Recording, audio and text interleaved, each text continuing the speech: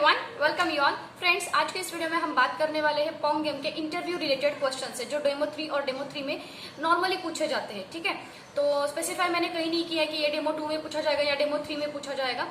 सब लोगों ने जिससे जैसे क्वेश्चंस पोस्ट किए थे कल के मेरे पोस्ट पर, वैसे ही क्वेश्चंस मैंने यहाँ पर लिए हुए हैं और कुछ मुझे जो पूछे गए थे वो भी मैंने यहाँ पर नोट डाउन किए हैं। तो इस यहाँ पर देखते हैं कि वो कौन से क्वेश्चन है, उसके आंसर्स क्या आ सकते हैं और आंसर्स वेरी हो सकते हैं।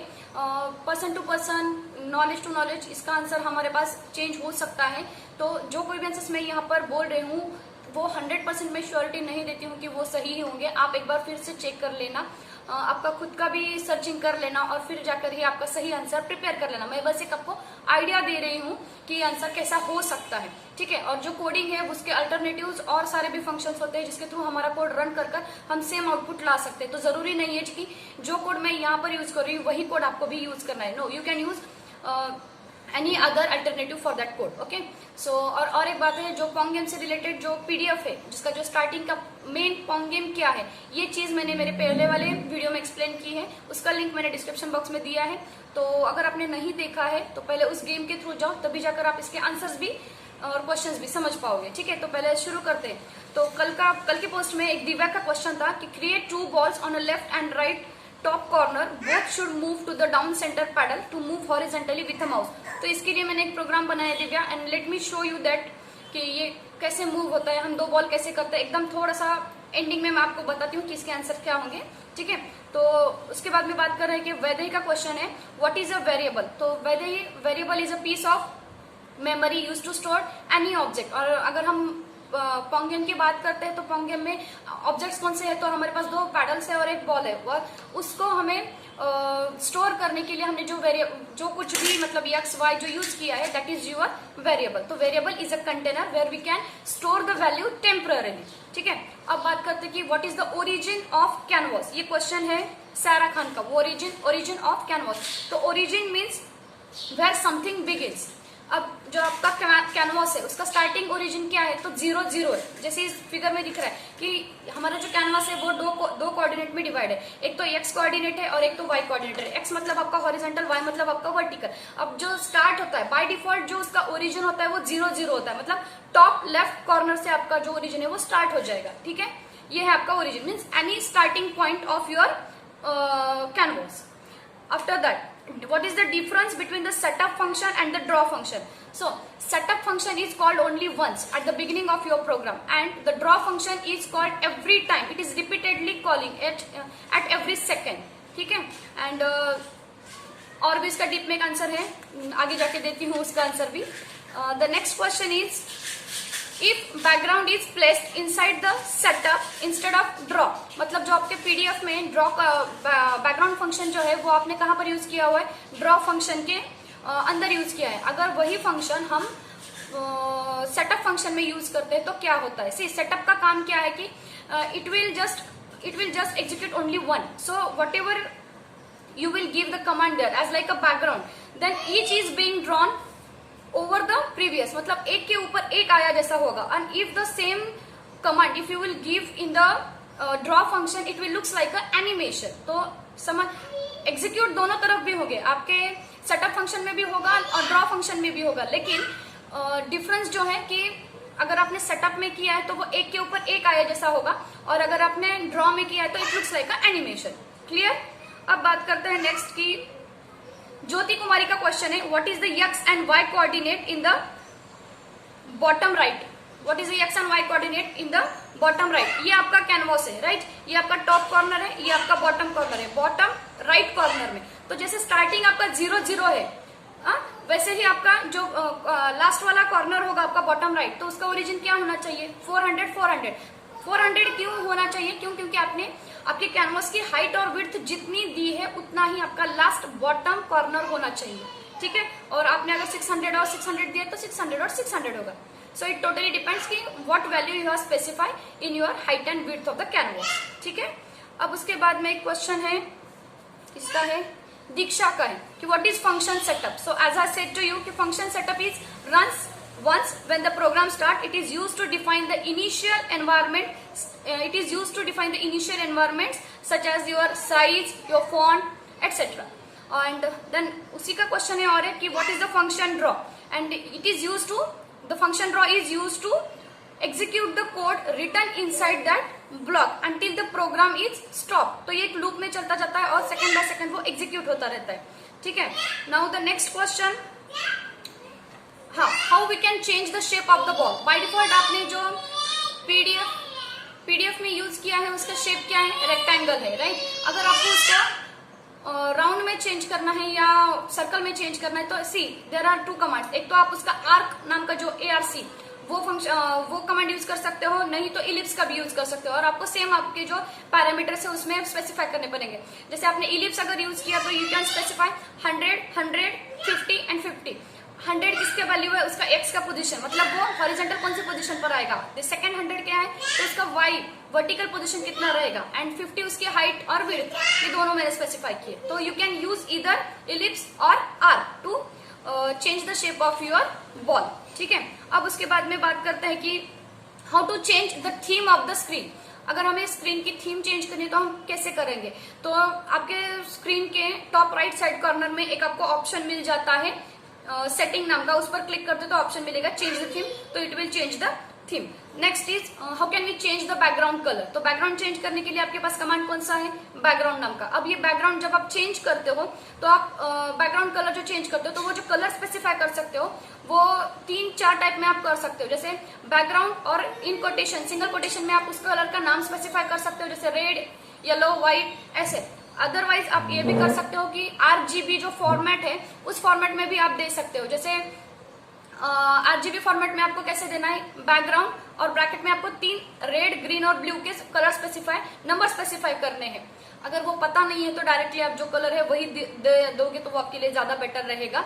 और जब आप RGB की बात करते हो तो आपके सामने और एक क्वेश्चन आ जाता है कि उसका मिनिमम और मैक्सिमम वैल्यू कितना होता है। तो RGB का मिनिमम वैल्यू होता है 0 से स्टार्ट होता है और मैक्स टू मैक्स वो 255 तक है उसका रेंज जो है कलर का, उससे ज्यादा आप नहीं दे सकते हो वहां पर, ठीक है। तो उसी तरह से भी दे सकते हो, या आपको कलर का कोडिंग अगर पता है, नंबर अगर पता है तो वो भी आप डायरेक्टली स्पेसिफाई कर सकते हो बैकग्राउंड और उसका नंबर, वो #10022 ऐसे कुछ नंबर होता है ना, तो वो नंबर भी आप दोगे तो भी चलेगा। तो 3 तरीके से हम कर सकते हैं, एक तो नाम स्पेसिफाई कर सकते हैं, ना तो RGB का कलर कॉम्बिनेशन दे सकते हैं, ना तो डायरेक्टली उसकी वैल्यू भी दे सकते हैं।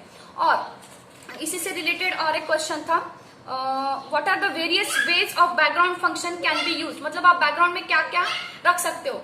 तो you can change the color of the background, otherwise you can put a image as a background, otherwise you can change the clip, you can set a clip as a background also, ठीक है। तो ये सारी चीजों से हम background को change भी कर सकते हैं।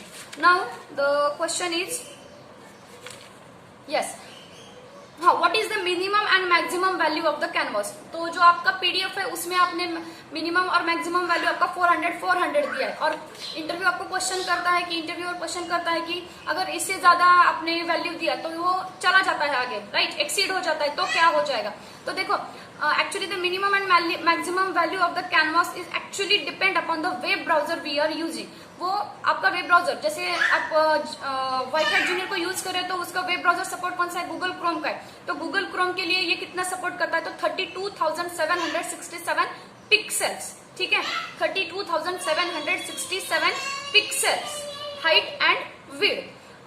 फिर आपका फायरफॉक्स, सफारी और गूगल क्रोम, इन तीनों के लिए भी इसका जो हाइट एंड विड्थ है वो सेम है 32,767, मतलब मैक्स वैल्यू इसकी इतनी है और मिनिमम कितनी है, 0 रख सकते हैं। और इंटरनेट एक्सप्लोरर अगर आप यूज करते हो तो उसका जो मिनिमम मैक्सिमम वैल्यू जो रहेगा हाइट एंड विड्थ का, तो वो रहेगा 8,192। और अगर आपने इससे ज्यादा वैल्यू दी, जितना मैंने स्पेसिफाई किया उससे ज्यादा दी, तो क्या होगा, तो it will ignore any draw functions. मतलब आपने जो ड्रॉ फंक्शंस में लिखा हुआ है कमांड्स वो इग्नोर कर देगा। हालांकि आपको वो कोई एरर नहीं देगा, but it will not work out the commands, ठीक है। उसके बाद में बात करते हैं कि what is the mouse X and mouse Y function. So mouse X and mouse Y, it is the functions, it will move the object as per the mouse pointer. मतलब आपका माउस पॉइंटर जैसे घूमता है वैसे ही ये positions change करता है। And mouse x is use for the horizontal, to move the any object horizontal direction, and if you are using the mouse Y then it will be change your direction in vertical, ठीक है।